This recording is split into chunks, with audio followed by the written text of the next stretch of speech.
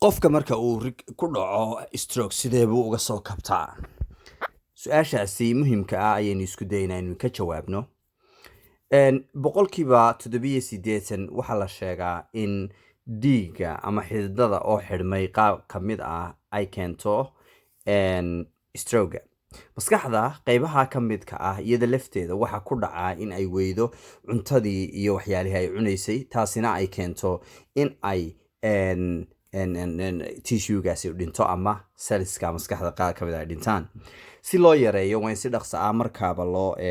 diagnose gareeyo la eega qaybtii taasoo keeni karta marmarka qaar haddaan hore loo samaynin in ay dhacdo inuu qofkaasi ay dhinac qalalo amaba uu luqalasho gacan qalasho ama ay weakness u ka dhaco maskaxdiisa qaar ka mid a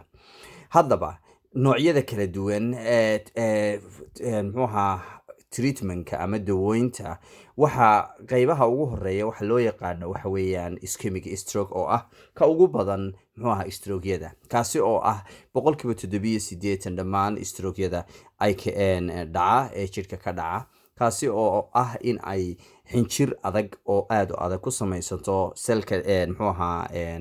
fesalka dhexdiisa ama dhuuntii dhiigga qaadaysay taasi oo keenta in uu dhiiggaasi ka istaago qaybtii u geynayay maskaxda waxaa la isku dayaa in la badbaadiyo qofka iyada oo dariiqooyin fara badan la marayo waxayna ku xidhan tahay sida ugu dhaqsaha badan ee loo geeyo dhakhtar waxay ku xidhan tahay oo kale sida dhaqsaha ah ee qofkaasi uga soo kaban karo qofka waxaa hor iman karaa challengeyo fara badan oo ah in qofkaasi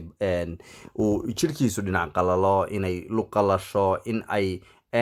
lagaba yaabo beshankaasi in ay xagga kaadida controlkii iyo waxyaalahaasi ay ka lumaan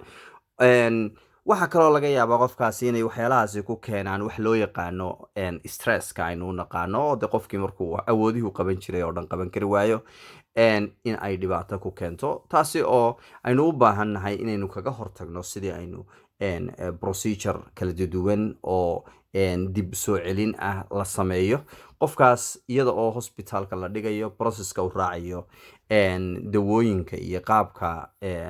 dhakhaatiirtu ay kula taliyeen waxa ay ku xidhan tahay calaamadaha iyo qaabka lagu arkay isaga dib u soo kabashadiisu hadba heerka ay gaadhsiisan tahay iyo xaaladda uu isagu ku sugan yahay ayaa keenaysa inuu soo kabto haddaba qofka waxaa muhiim ah in ujeedada qaabka uu qofkaasi usoo kabanayo ay noqoto in uu ama ha noqoto tii hab luqada qofka uu soo kabanayay haddii ay hadalka uu ka lumay oo kale isku wadageeyo waa inuu raacaa habka procedureka kolba dhakhtarka isaga gacanta ku haya ee eegay xaaladiisu qaabka uu ugu sheegay in uu raaco waxaa laga yaabaa qofkaasi inuu werwer fara badan iyo stress ku yimaado taasi oo laysku dayo in qofka laga ilaaliyo xiliyo fara badan taasi haddii uu sii wado werwerka iyo xaaladda stresska waxaa laga yaabaa inuu mar labaad ku dhaco strogu taasina waxay yidhaahdaan waxay yaraysaa badbaadada qofka uu ka badbaadayo marka labaad ee uu ku dhaco strogu iyo marka saddexaad taasi waxay keentaa runtii xaalada balaano iyo goolis waa in la dhigto familiyadu iyo dhakhaatiirtu ay isku raacaan masalan hadduu qofku luguhu ay strogu kaga dhacay oo qaybtaas lugtaasi ay xanuunayso istaraatiijiyadda beshanka uu ku socon lahaa waa in la sameeyo mar labaad dhakhtar walbaaba wuxuu leeyahay istaraatiijiyad iyo hab xidhiidh kala duwan qofkoo kale isaga language hadduu u baahan yahay in luqadii isaga laga saxo oo luqadii ay ka luntay isaguna waa inuu raaca istaraatiijiyadda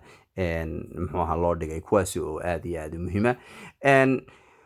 waxyaalaha haddaba lifestyle choiceska loo yaqaano kuwaasi oo kor u qaadaya muxuuaha kantaroolidda iyo maamulka jidhka oo dhan waxaa bini aadanka de waa haybad ilaahay siiyey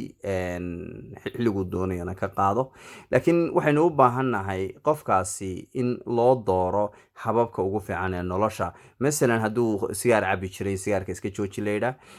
jimicsiga oo kale inuu qofku jimicsado in garaaci wadnaha si uu badiyo la yidhaahdo jimicso oo orod inuu cuno khudradda magaranaysa healthiga ah ee muxuaha vegetablska hadduu khamriyo waxaa cabi jiray inuu iska daayo